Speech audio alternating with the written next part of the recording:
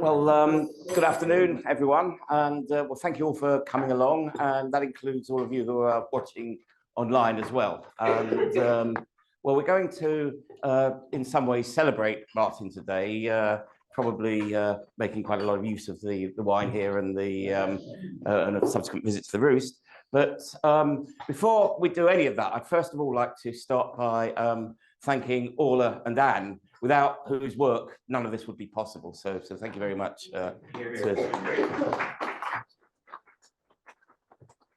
Well, we all want to remember Martin, of course, and we're going to do this really in two particular ways today. As you know, we have a new lab that we're going to be saying a few words about. And there's also another way we'll be remembering him, which I'll unveil shortly. But, and in between that, Rob will be saying a few words, my colleague, Rob Kitchin here. But I think in many ways, this is a sad occasion because it's marking the loss of a friend and colleague who I'd say in a fairer world would have enjoyed far more years of life than actually he did. Although he'd retired in 2020, he had actually been awarded emeritus status, so that he was essentially able to still work with us on various projects, and he could make use of the university's resources and so forth. And we all very much wanted that. And the fact that that really never came to fruition was, I think, a great loss for both Martin and for all of us as well. So, you know, we feel we also want to remember him for that. He was always a very approachable and enthusiastic member of our team. And I can also vouch that this was the case for him when I worked with him at Newcastle University a good few years before we both ended up here in Maynooth. He made a considerable impact in the area of spatial data analysis and GIS research. And of course, his intellectual input was pretty outstanding. You know, we can always remember him for that.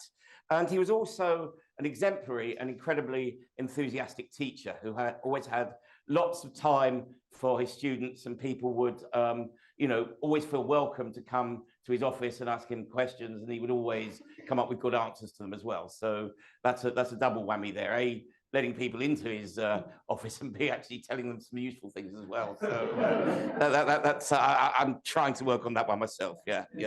But he did always, as I say, in an engaging and a very inspirational way. And also throughout all of this, he had a very strong practical focus as well. Not only, as I say, did he have this very strong intellectual input into the place, but he was always the guy that you could rely on to get the printers working and things like that as well. So he actually made the whole of the National Centre for Geocomputation tick in you know, very reliable and successful way, and it made a massive contribution in that way as well. For this reason, actually, GIS laboratories were, you know, a favourite place of his, you know, because not only could he turn his intellectual ideas into practical things by making use of the computing equipment in there, but he also very much enjoyed sort of fiddling around with the equipment in there. You know, rather than just ordinary printers, you've got all kinds of fancy stuff as well, which he also very much liked to play with, and that was very much why a laboratory is, I think, or was one of Martin's sort of happy places. You know, he was always very content in there, either tinkering with the stuff or helping people who are actually studying in there, learning about GIS and so forth. And therefore, we thought that, you know, one of the really good ways we could remember Martin by is by thinking of him and associating the GIS Lab with him, which is what we're really setting out to do now. So I'm about to go and do the ceremonials for that. Now, if possible, what we're going to try to do, because it's through there, what we want to do is to see if we can get people into the room just behind here, so you can actually see the opening happen. So we're going to attempt to get as many of you in there as we can. So I think if we now follow me through here. Remembering Martin, I don't think he'd take me for a 4-hour speech, so it's quite convenient I haven't got one. But what I do have is, as I say, we have something to remember Martin by, and we also, now Martin might be concerned about the practicality of obscuring this sign here, but in a way that Martin could cut through things with clarity. Thank you very much. We shall. You stand the other side, Chris. I will do it. Then you can see it. Here we go. I've never cut a ribbon before. This is not like this anyway. There we are. Hey.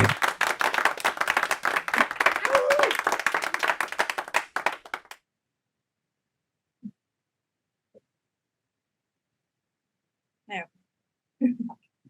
Right. So. Oh, Ryan's got so bad. Right. Well. Thank you again, ladies and gentlemen. What we'd like to do now is, so you don't just get me talking all the time, we'd like to ask Rob to say a few words about Martin. So I'll hand over him first. Okay, great, thanks. So I was kind of asked to say a bit about Martin coming and joining Maynooth and the first few years here. I just scribbled down some notes. So what I found over time is my writing's got so bad that I'll see if I can make sense of them. I first swapped email with Martin, I think in 1993. I was struggling away with, I was doing my PhD and I was using this technique called bidimensional regression. And I got his results and I got mine, and mine weren't adding up to what he'd got. So I emailed him and he sent me his code and he sent me some other material. And I basically tweaked around with my program until it said what his said. Basically, because I figured his was right and I was wrong. And he was actually really helpful. So we had loads of emails going backwards and forwards while I tried to work out what the heck was going wrong with my stuff. So that was my first interaction with him. And then second was when we applied to set up the National Centre for Geocomputation here in 2003. And myself and Adam Winstanley, who's here, had contacted Stuart Fotheringham and asked him whether he would consider moving here and applying for an SFI research professorship that would set up the NCG. And we ran into two problems when we were trying to set up the NCG. The first one was with the university. Shamie Smith, who was the president at the time, got very nervous about this 5-year professorship and where the funding for the future would come from. And in the end decided we would have to give the money back to SFI because this was too much of a risk of starting this. And it's kind of the first, I got told, don't ever argue with Shamie. He's got an elephant memory and he'll do things. But I actually did kind of lose it and told him exactly what I thought of that decision making. In the end, that didn't happen. And it didn't happen for a very nice reason, which is the university had already spent some of the overhead and therefore had to accept the rest of the grant. And so that kind of happened. The second sticking point was Martin. Because Stuart wasn't moving if Martin wouldn't move. And so Martin became the key person that we had to try and attract to come over.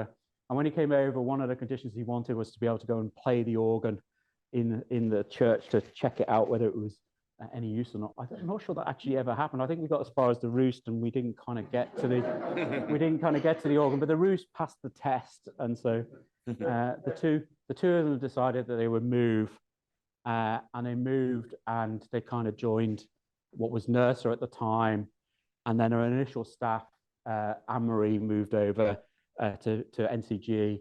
And Stamatis, who'd been a PhD in Newcastle, came as the first postdoc.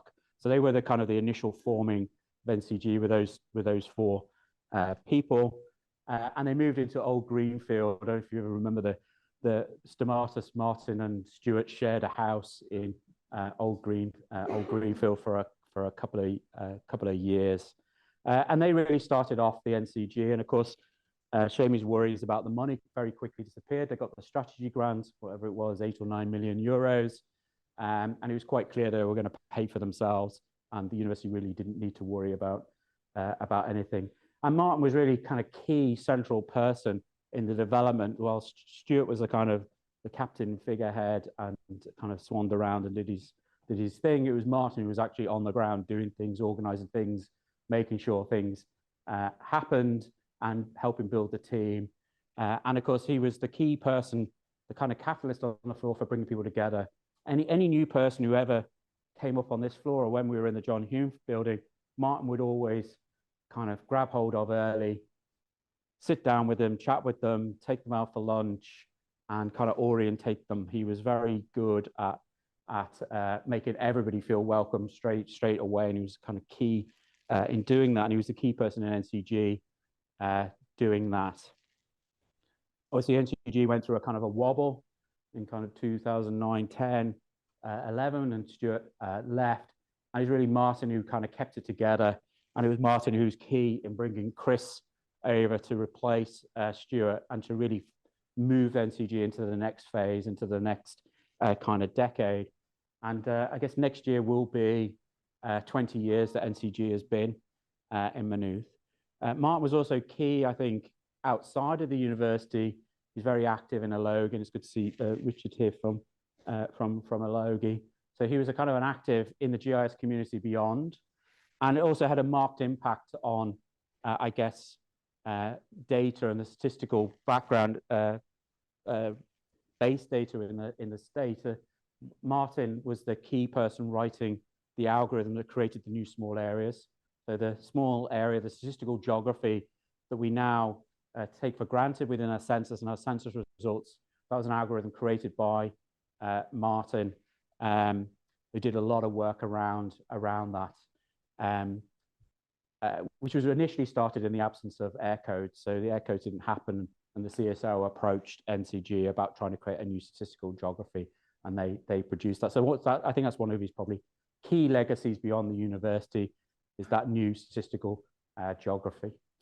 I think that's it, really. I mean, obviously, as people know, it was a big shock when one, he decided to retire early, slightly early, and then second, that he didn't get to have his retirement, and that his death obviously occurred during COVID, which meant none of us could really do anything, and I'm sure most of us were online, were online for his funeral. In some ways, this is a kind of trying to make up for that and to have some kind of gathering, a memorial to him, and obviously naming the lab after him. He's such a key person, I think, both for NERSA and for NCG, that he definitely merits that kind of legacy. And I'll end there. Thanks, Rob.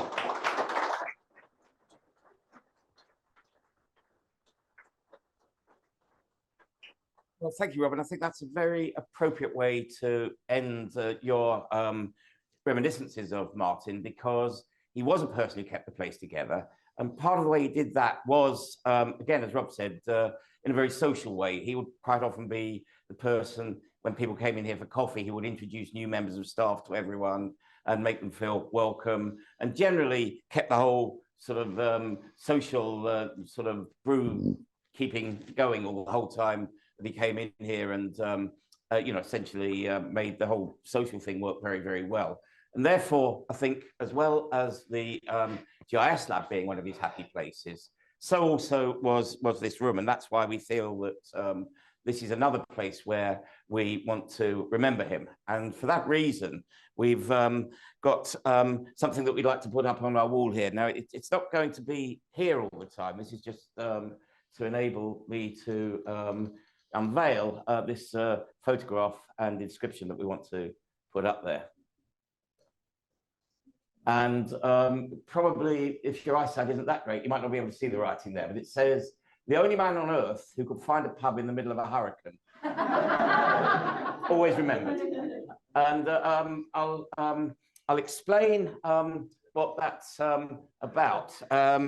Basically, it's not often that Ireland has a hurricane, but well, I've got my notes here. On the 16th of October 2017, Hurricane Ophelia came to Ireland, more specifically, it came to Maynooth.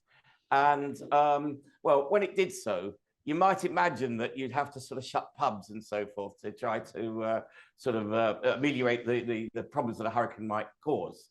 Martin, however, wasn't sure that that was definitely what was going to happen.